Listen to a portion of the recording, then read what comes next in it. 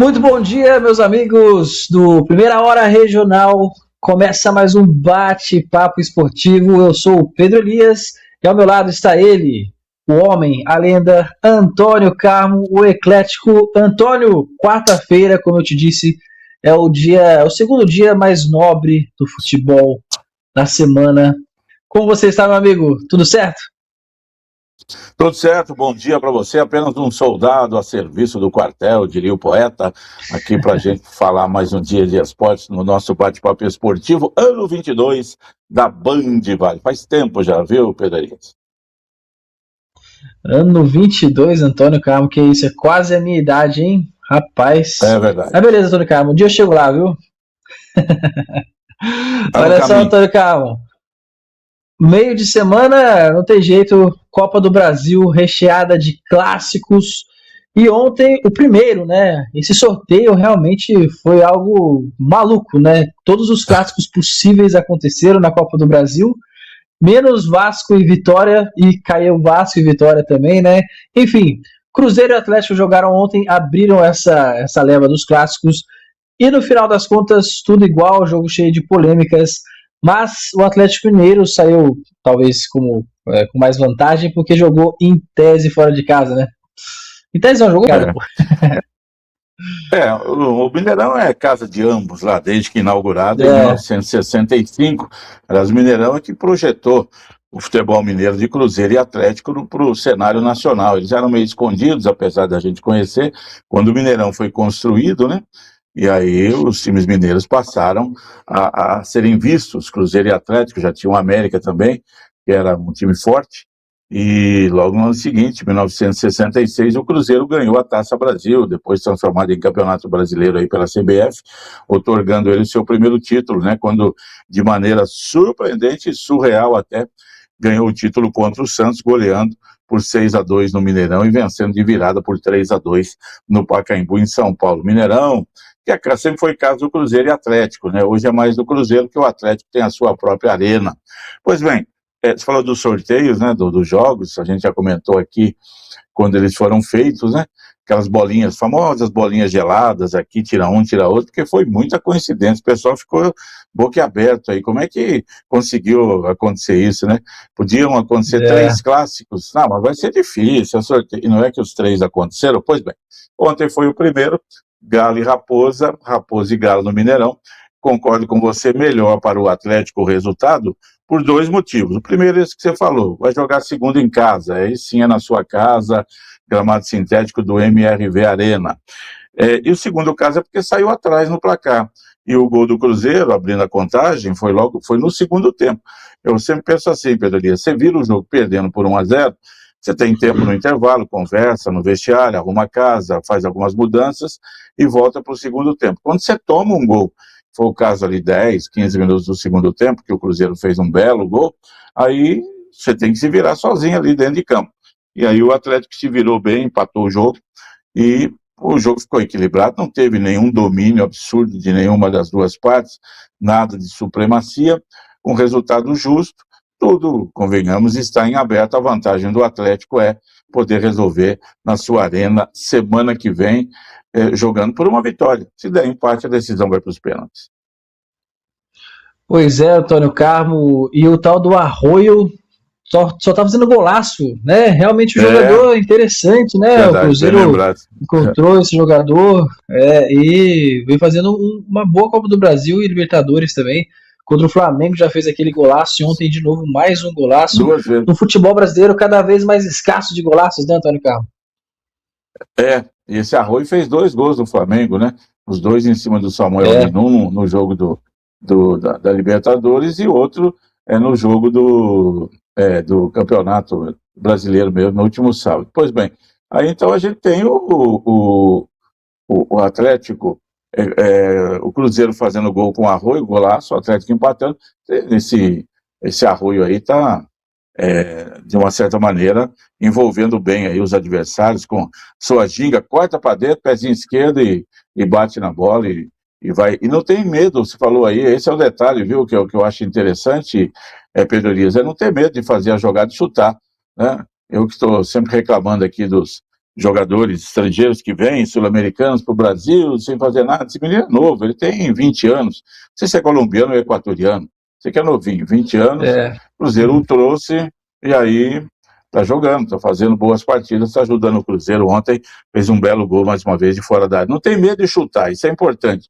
O pessoal não chuta tanto de fora da área como era muito comum antigamente, tinha os craques, os canhões do futebol do Brasil, que a gente não tem mais. Quando tem um jogador igual o Arroio, Kenny Arroio, aí a gente fica observando com atenção. Ele é equatoriano. Até pegando esse parênteses aí, Antônio Carmo, sobre estrangeiros, qual que é a sua opinião sobre tantos estrangeiros assim, né? Agora o Grêmio, por exemplo, tem 12 estrangeiros no elenco, né? Uma loucura, mais do que um time completo. Você acha que isso também contribui para o futebol brasileiro tá no jeito que tá? Não tenho a menor dúvida, já falei sobre isso aqui com o Cláudio Nicolini em programas passados, eu acho totalmente errado.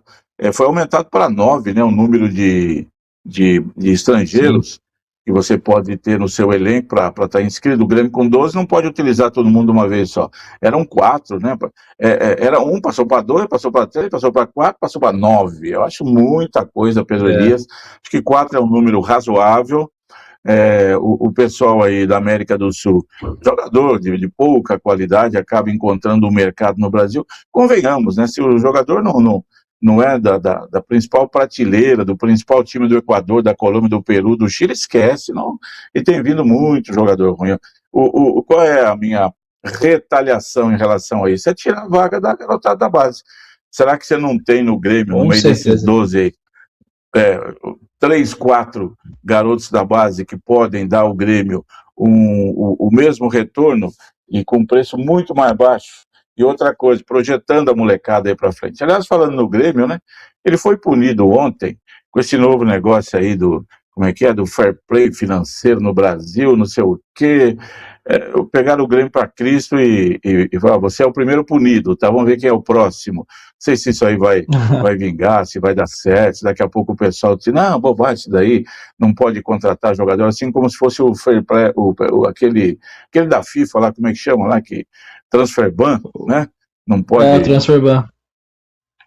Que não pode contratar. Agora esse caso aí, eu vi rapidamente ontem à noite, o Grêmio já está reclamando, obviamente, né? Mas esse caso de muito sul-americano, principalmente, porque a maioria dos jogadores, ou quase todos que estão aí de estrangeiros no Brasil, são sul-americanos, né, Pedro? Exceção é o Memphis Depay, que é holandês. Tem mais alguém? Vocês têm maioria dos jogadores sul-americanos? Alemão, português. Tem português. São Paulo tem São Paulo contratou um português, um angolano também, né? Outro. Mas isso, tem o Cédric Soares, outro ruim de bola. Nós chegou agora também um Domingos lá também, não sei o quê. O Domingos Duarte, sim. O jogador, Pedro Elias, também ali, ó. Fosse bom, não estava aqui não, com todo respeito. Realmente, isso é verdade, Antônio Carmo. Mas é legal essa sua discussão, porque se a gente for pegar como base qual é a principal liga do mundo neste momento, muita gente entra em consenso que é a Premier League, né? Mas lá, olha só, cheio de estrangeiro, não tem essas limitações, né? E a seleção da Inglaterra não ganha nada já faz quanto tempo, né? Tem a melhor liga, mas a seleção acaba não vencendo praticamente nada, então tem que separar o joio do trigo, né? Pensar melhor também, né? Qual foi o último craque inglês que apareceu mesmo? Nossa, esse inglesinho aí é bom de bola mesmo, hein? Rapaz aí tal, não tem. Depois de David Beckham, Michael Owen, não tem? Quem que apareceu lá? Eu gosto do Harry Kane, mas eu sei que você não é tão chegado assim, né? Não, o Harry Kane tem 40 anos de idade, então estou dizendo agora, aí, nos últimos 10 anos aí. Quem é que surgiu isso é aí? Verdade. Não tem, né? Não tem. Por isso que eles vêm buscar o Alan no Brasil já com 22 anos de idade, meio velho já, né? Achei que o Alan era mais novo. Porque eles levam jogadores de 17, 18, 19 anos, né? E vão melhorando. Tem dinheiro, quando você tem dinheiro, você escolhe a maneira com que você faz. Então, vai indo assim e cada um sabe onde aperta o calo, né? Exatamente, Antônio Carmo. Olha só, a bola foi com a nossa audiência aqui, ó. Abraço para o Amarildo, para o André, para o Samir, está sempre com a gente aqui também, né? O Samir falou sobre a saudade dele do tempo em que ele se divertia com as charges do jornal Estado de Minas após os jogos entre a Raposa e o Galo. Joguinho fraco de ontem, ele falou. Então, realmente, né? Eu lembro que aqui era o lance, né? Eu sempre queria comprar o lance após os jogos para ver as atualizações, né? E é uma coisa que foi se perdendo com o tempo, né, Antônio Carlos? Hoje dificilmente tem algum jornal impresso, né? Se tiver uns 2 ou 3 no Brasil aí, olha, vou dizer para você que já é muito. Eu venho lá de trás, do Diário da Noite, né? Que tinha sua página com também os cartoons no meio. A Gazeta Esportiva não tinha muito de ter cartunismo, não, era mais sério, né? Aí sempre tinha uma coisinha aqui, outra ali, a Revista do Esporte, que também era uma revista, não sei se era semanal, mas acho que era mensal, que tinha ali a sua página também de brincadeiras e tal, né? Diferente de hoje. Então, os jornais aí, como disse nosso amigo, já não vê mais isso, né? É isso. Aqui, se eu não me engano, o Renato Peters, ele coloca, né, no GE, né, algumas charges legais, hoje é mais fácil, né? Na internet é mais fácil. A gente falou de jogador estrangeiro aí, não sei o que, o Chico de Paulo me mandou aqui, lembrando o pé de rato que tá no Corinthians, é um tal de Lengard aí, Langer, sei lá de onde é essa tranqueira aí também. O Lingard, inglês, ó, tá vendo? Inglês, tá você vendo? Você pedindo craques inglês, tá o Lingard pra você. Se ele fosse bom, ele tava aqui? Não tava, né? Tava na Inglaterra, né? Pois é.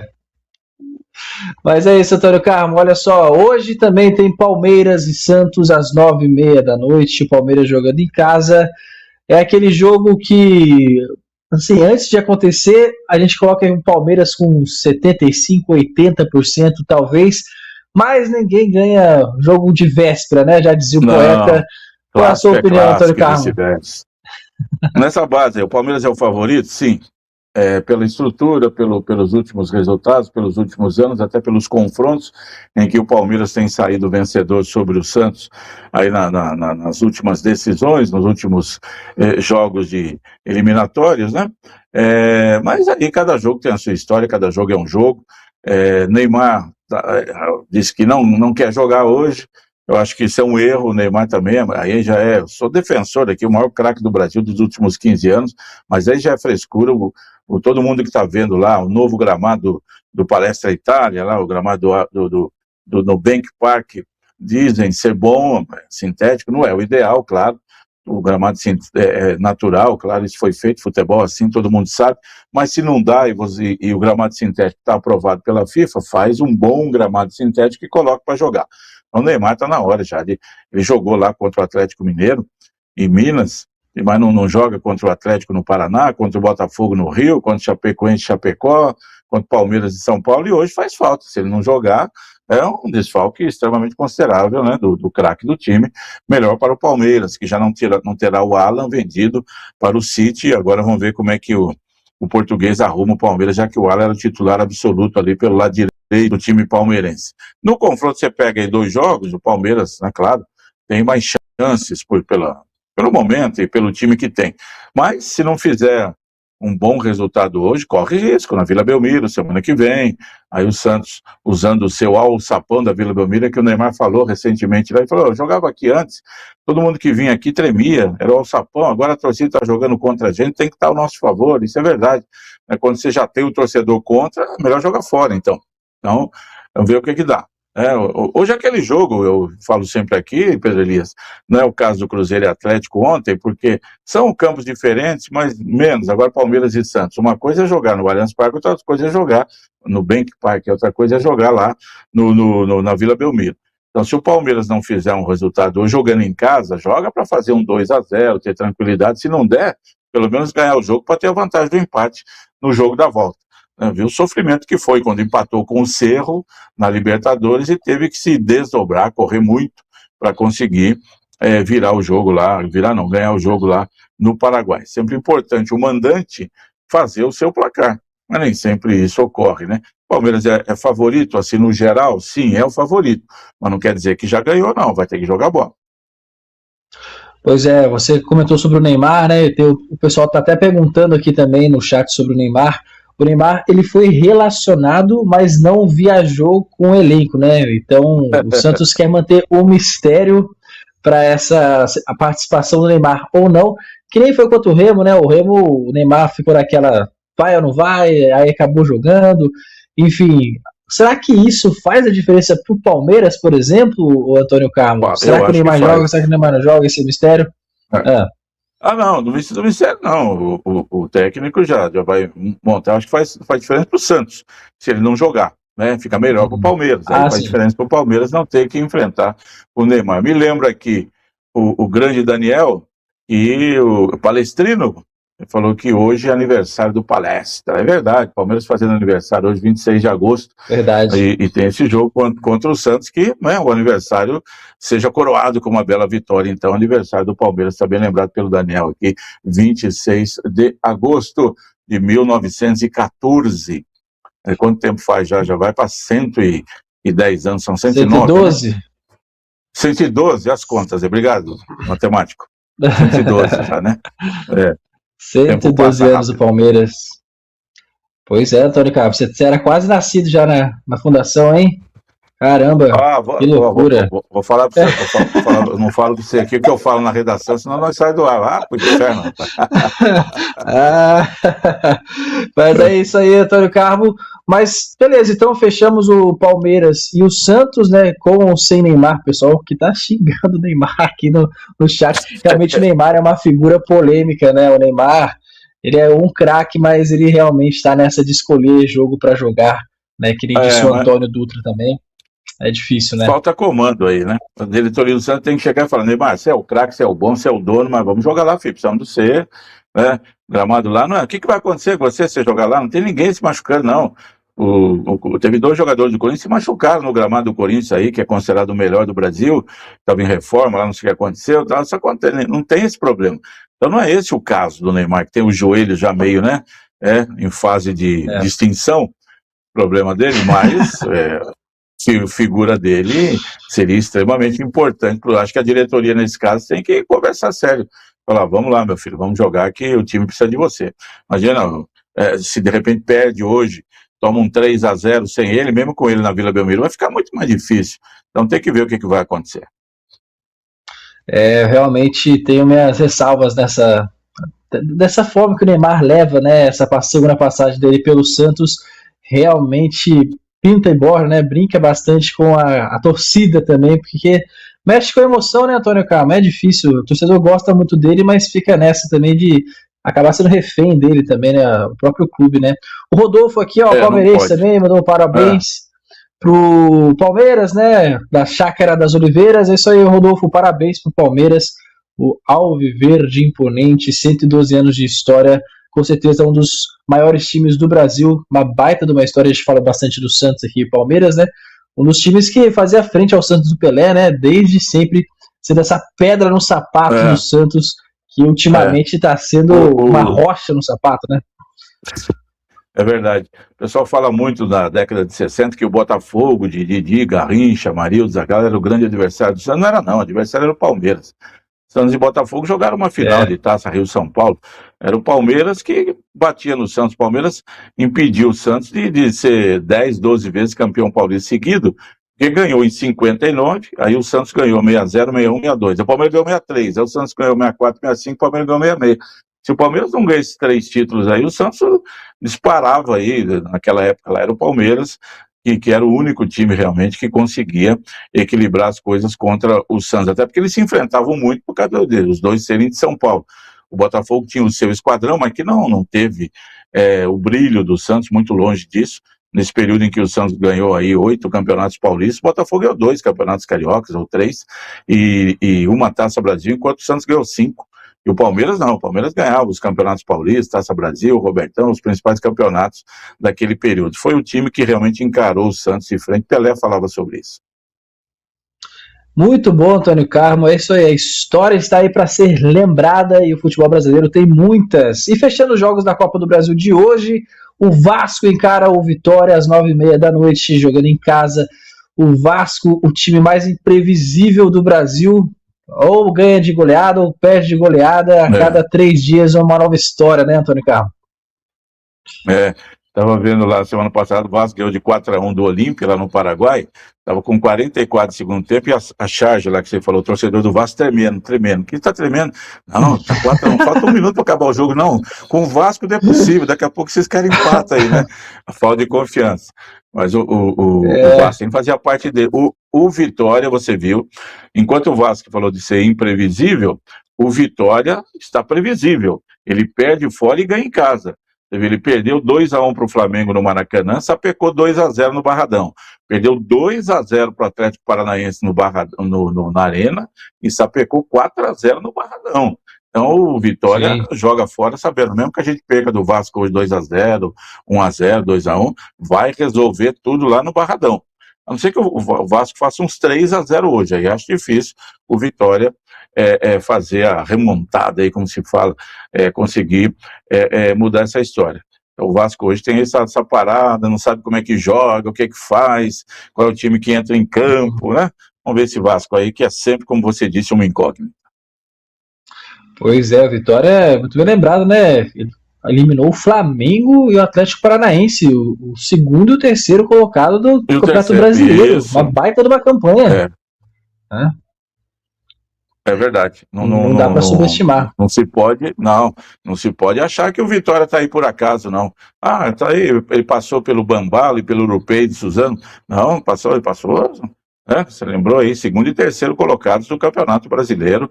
E aí tem que respeitar esse Vitória aí. Não é, você fala assim, nossa, o Vitória passou pelo Vasco, foi zebra, não. Será mais uma grande classificação do time baiano. Isso aí, Antônio Carmo. Mais um abraço aqui pro pessoal do chat também. O Reinaldo deu bom dia pra gente. O Rodolfo falou sobre um livro também aqui do Palmeiras. Rodolfo, um grande palmeirense ferrenho. O Antônio Dutra falou que gosta do meu comentário. Obrigado, Antônio Dutra. Você é 10, obrigado. Você também é 10, meu amigo. Tamo juntos. Olha aí, tá vendo, Antônio Carmo? Muito legal, né? Nicolino que se cuide. Vamos lá, tá pegando ritmo, né? Foi contratado, deu uma semana de prazo para entrar no ritmo, vamos firme. Vamos que vamos, é isso, Antônio Carmo. Antônio Carmo, só para fechar, eu gostaria da sua opinião numa situação. A torcida do São Paulo organizada entrou no CT para cobrar os jogadores, né, sobre essa situação e tudo mais. Aí saiu de lá falando que fizeram um pacto daquele jeito, os jogadores estão com salários atrasados e vão cobrar mais a diretoria. Enfim, a entrada da torcida organizada no CT não é de hoje que acontece no futebol brasileiro. O que você acha dessa situação, Antônio Carmo? Esse é o seguinte, hoje o time do São Paulo é aquilo que a torcida fala, vergonha, time sem vergonha. Ganhando 2 jogos, 3, é guerreiro, time de guerreiros, certo? Muda assim conforme o resultado. E tem torcedor, como é que é a frase? Ou joga por amor ou joga por terror. Nós fomos lá, demos um enquadro, Neis. O jogo já criaram vergonha na cara, rapaz. Você vê já correr com medo de nós, já tá tudo errado, logicamente, né? O jogador está lá no seu ambiente de trabalho e é diferente, lógico, né? É diferente, ninguém vai... Às 3 da tarde de uma terça-feira, esse povo trabalha, hein? O jogador está trabalhando, né? E o torcedor, né? Que vive, você sabe que as torcidas organizadas, as grandes, né? Eles vivem do seu trabalho na torcida organizada, tem que arrumar a sede, tem que preparar as viagens, as bandeiras e tudo. Eles têm muito trabalho lá para cuidar, para deixar tudo em ordem com as suas torcidas organizadas, né? Então eles têm um emprego dele. Qual é a sua função? Eu trabalho na Independente, na Gaviões, na Mancha Verde, né? Na Sangue Santista, eles trabalham, funcionando. Jogo na Bolívia, quarta-feira, 11 da noite aqui no Brasil, tem 100 torcedores lá. Viajaram na terça, chegam de volta no sábado. O que fizeram a semana inteira, né?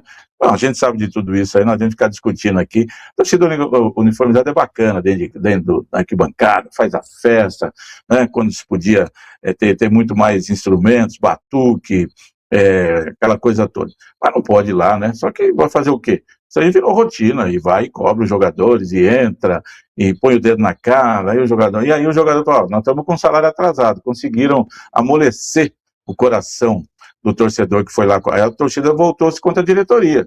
Aliás, São Paulo também não tem presidente, hein? Faz anos já que São Paulo não tem presidente, hein? Entrou agora um dinossauro, que não tem jeito, não sabe fazer nada. Ele era o vice do outro que foi deposto, ele tinha que ter saído junto, certo, Pedro? E ficou. E aí, por Com isso, São Paulo certeza. vive esse drama danado aí. E quando tem salários atrasados, vem a velha frase do Vampeta, né? Ele fingia que jogava, o Flamengo fingia que pagava e estava Exatamente. tudo bem. São Paulo está mais ou menos assim, né? É isso aí, Antônio Carmo. Que tristeza, mas tudo bem. Bora continuar aqui nosso bate-papo esportivo. Ontem conversei com o treinador do São José, Antônio Carmo, trazendo para a parte mais regional, Wilson Júnior, o nosso treinador, e ele disse que 2 reforços com certeza virão para o São José. Talvez um terceiro nome, quem sabe um quarto nome, mas 2 nomes são realmente certeiros que vão vir para o São José, mas não disse nem posição e nem nomes, né? E também falou que o São José previa amistosos com o Primavera, né, nesse meio tempo, mas o Primavera classificou na segunda colocação, né? Então não vai conseguir jogar Vai contra o ter que jogar o play. Primavera nesses amistosos. Tá, só um E aí, adendo ó, aí, 2 onde você nomes. falou nosso, onde você falou aí, nosso treinador, nosso não, seu. Eu não tenho nada a ver com isso. Aliás, acho que o São José contratou muito mal, trazendo o Wilson Júnior, que não é técnico hoje da estirpe para comandar o São José. Sai um Jorge Castilho, né, de um astro maior, e vem um técnico que está muito por baixo, 5 anos sem conseguir nada. Eu vi a sua entrevista, muito educado, o senhor devia ter dado uma apertada maior nele lá, ao que deu para ver lá, pelas palavras dele, Pedro, tá uma maravilha. O time está jogando um futebol espetacular, é a seleção da Holanda de 74, tá maravilhoso, tá tudo certinho, segunda melhor campanha da fase classificatória, não sei porque que o torcedor está reclamando, se não estão... O time de São José é fraco e acho que dificilmente chega numa semifinal da Copa Paulista a continuar assim. Só 2 reforços é pouco, São José precisa de 4, pode contratar 4. São José precisa trazer, no meu modo de entender, tinha que fazer uma revolução ali, umas 6 mudanças, mas você não vai achar, hoje não acha jogador gabaritado, neste momento principalmente, o jogador bom que esteja desempregado ou que você vai tirá-lo de algum outro clube, até porque não se tem dinheiro para vir jogar com a Paulista. Com a Paulista você paga metade do que você paga no campeonato da Série A2. É um campeonato deficitário, é um campeonato preparatório, é um campeonato que é feito pela Federação Paulista para não deixar os times inativos. Tem um belo prêmio, campeão leva a Série D, vice-campeão a Copa do Brasil ou vice-versa. Mas não vai achar, pode ter certeza que virão 2, 3 jogadores, sei lá, tem que contratar assim, mas jogadores que não vão fazer, esse aqui chegou, sai aquele, entra esse. Isso não vai ocorrer. Então, vai ser mais ou menos do jeito que está. O São José preparou aí 2 jogos treinos, então, agora, né? Já que isso que o Wilson Júnior te falou, ia fazer 2 amistosos com o Primavera, um cá, outro lá, e como o Primavera vai ter que jogar o play-in, então fará 2 jogos treinos, salvo equívoco aqui, um contra o Red Bull Bragantino, o outro contra o São Bernardo, times da Série A e Série B do Campeonato Brasileiro, mas esses times com seus times B, jogo treino lá na casa deles, no CT deles lá, para poder ter uma manutenção aí do elenco, que ficará 3 semanas sem jogar. O São José só voltará a jogar mesmo no dia 13 de setembro, o primeiro jogo fora de casa das quartas de final da Copa Paulista. Mas acho que está tudo muito tranquilo pelos lados do Martins Pereira, quando não deveria estar assim, não. O time não está bem, não. Muito bom, Antônio Carmo. É isso, meu amigo. Mais uma vez, muito obrigado pelos seus comentários. Diga, pode falar. Saiu o adversário do Flamengo na Libertadores. É o bom time do Independente Del Valle, já campeão da Copa Sul-Americana, vice-campeão da Libertadores, ganhou do Tolima 3-1. É o time que é base, né, da seleção equatoriana. O Flamengo vai ter trabalho lá no primeiro jogo por ser altitude. Vai jogar lá e vai ter um problema o Flamengo já perdeu o Del Valle uma vez, acho que de 4-0 até. Algum tempo atrás aí. Não vai ser fácil, assim, por conta, para o Flamengo, melhor time, não tem dúvida, mas por conta desse primeiro jogo de altitude tem que saber se cuidar. E o Flávio Ladicrini mandou uma mensagem dizendo o seguinte, que a Conmebol puniu ontem o meia do Palmeiras, o Andréas Pereira, com 2 jogos de suspensão. Ele não devia nem ter sido expulso no jogo contra o Cerro, quanto mais ser punido com 2 jogos. A Conmebol é assim, todo mundo conhece. Mas tem uma má vontade errado, com times brasileiros, né? Nossa, totalmente errado, realmente, Tony Carmo. Não suportam mais, os brasileiros ganhando tudo aí. Pois é, Antônio Carlos. Mas bom tópico para a gente conversar amanhã também, falar sobre os resultados também da Copa do Brasil, o jogo, o Grenal, né? O Grenal que realmente pode ser o divisor de águas para um dos dois times. Enfim, Antônio Carlos, muito obrigado, meu amigo. Mais uma quarta-feira aí completa no nosso bate-papo esportivo. Amanhã tem mais. Um grande abraço. Espero você por aqui. Para você, Pedro Elias, aos amigos todos que nos honram com audiência no Bate-Papo Esportivo, uma ótima quarta-feira, hein, gente? Até mais.